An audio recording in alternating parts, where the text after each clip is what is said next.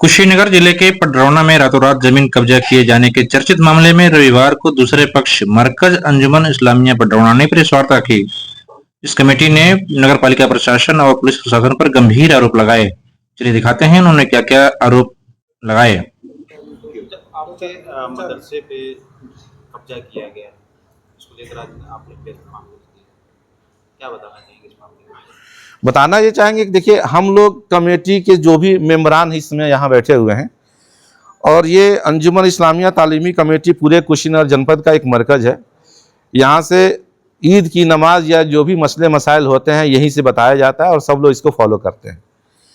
जब तक ये मामला लोगों के नज़र में नहीं था तब तक सब लोग शांत थे कि 4 कट्ठे में ज़मीन है, हम लोग इसी को चलाते हैं, कहीं और पैसा लेकर के ज़मीन खरीदेंगे और अपना यूनिवर्सिटी कायम करेंगे। जैसे आज भी हमारे वहाँ मान्यता बीए तक की थी, लेकिन सुप्रीम कोर्ट के आदेशानुसार बीए का हट गया, इंटर तक मान्यता चल रही है। इस छोटे से जगह में हम इंटर तक मान्यता चला रहे हैं और सरकार हमको 10 लाख रुपया दे भी रही है सैलरी के नाम पे, और मुझे वो मानक पूरा करने के लिए अलग से ज़मीन लेना पड़ेगा, जिसके लिए हमें करोड़ों रुपया खर्च करना है। और वो ऑलरेडी मेरे नाम से, मदरसे के नाम से पहले बहुत पहले राया साहब दे चुके हैं, तो वो मदरसा मेरे नाम से क्यों नहीं, हमको क्यों नहीं दिया जा रहा? मकसद बस यही है। और इसके लिए हम कई बार डीएम साहब से, एसडीएम साहब से नहीं यहाँ सुनवाई, तो हम लोग हाई कोर्ट गए, तो मेरे नाम से पेपर होते हुए भी मुझे नहीं दिया जा रहा है। और एक आदमी रातों रात कब्जा कर रहा केवल नगर पालिका के बिहाफ पे, तो इसको हम क्या माने? आज हमारे कौम के लोग हमको गाली दे रहे हैं, हमको इन द सेंस सारे मेंबरान को गाली दे रहे हैं कि आप लोग चूड़ियां पहन के बैठे हो, आप लोग कुछ कर नहीं रहे हो, इतनी अरबों की ज़मीन लोग कब्जा कर रहे हैं और आप लोग कुछ नहीं कर पा रहे हो। तो इसलिए हम लोग इसको प्रेस वार्ता कर रहे हैं कि हम लोग की गलती नहीं है, हम लोग शुरू से लड़ाई लड़ रहे हैं और हमारी लड़ाई को इस समय प्रशासन संज्ञान में लिया है और प्रशासन त्वरित कार्रवाई भी कर रहा है। तो हमें प्रशासन पे इसमें पूरा भरोसा है कि आने वाले समय में कोई सांप्रदायिक सौहार्द न बिगड़े, सांप्रदायिकता पे कोई असर न पड़े, इसलिए हम लोग यहाँ बैठे हुए हैं ताकि प्रशासन हम लोगों की बात को और मजबूती से सुने और उस पर त्वरित कार्रवाई करे। कब आपने इस बीच जो है लिखित पता दिया? 26 तारीख को हमको पता चला, 26 तारीख को एसडीएम साहब को, लेखपाल साहब को देने के बाद फिर 27 तारीख को हम लोग जो है डीएम साहब से ही मिले। ये आपकी जमीन जो है जी, कब्जा जिन्होंने किया वो किस बिहाफ पे किया, कौन से कागज बेस पे किया, किस तरह से वो जमीन कब्जा आपका हुआ?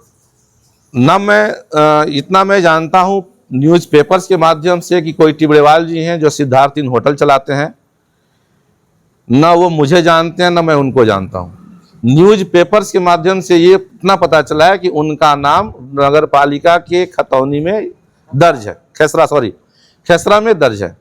अब नगर पालिका का इन्वॉल्वमेंट इससे लीजिए कि नगर पालिका का टैंकर जाता है, नगर पालिका की जेसीबी होती है, 150 मजदूर रात में 12 बजे एक मेन चौराहे पे इकट्ठा होते हैं, कोतवाली बगल में है और कोई एक्शन नहीं होता है।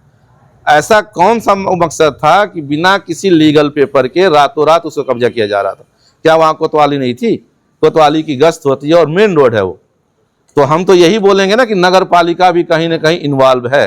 12 बजे रात को नगर पालिका टैंकर क्यों दे रही है? 12 बजे रात को नगर पालिका जेसीबी मशीन क्यों दे रही है? 150 मजदूर इकट्ठा होते हैं, वहां थाना क्या कर रहा है? क्या जो 12 साल रिकॉर्ड होता है वो है, नक्शा है। ये आपका मुकदमा कितने दिन से हाई कोर्ट में चल रहा है? 2022 से। 2022 जी। तो ये किसके अगेंस्ट आप मुकदमा लड़ रहे हैं? जो लोग वहाँ पे काबिज थे वो सरकार बनाम, चूंकि जूनियर हाई स्कूल कोई प्राइवेट आदमी नहीं चला रहा है, वहाँ पे जो बेसिक शिक्षा अधिकारी का ऑफिस था वो भी सरकारी जमीन ही है, सरकार ही कब्जा की हुई है। तो मेरा मुकदमा सीधे सरकार बनाम अंजुमन इस्लामिया था। इस बारे में आपका क्या कहना है कमेंट बॉक्स में बताएं। चैनल पर नए हैं तो सब्सक्राइब करें, फेसबुक पर फॉलो करें, खबर को अधिक से अधिक शेयर करें। धन्यवाद।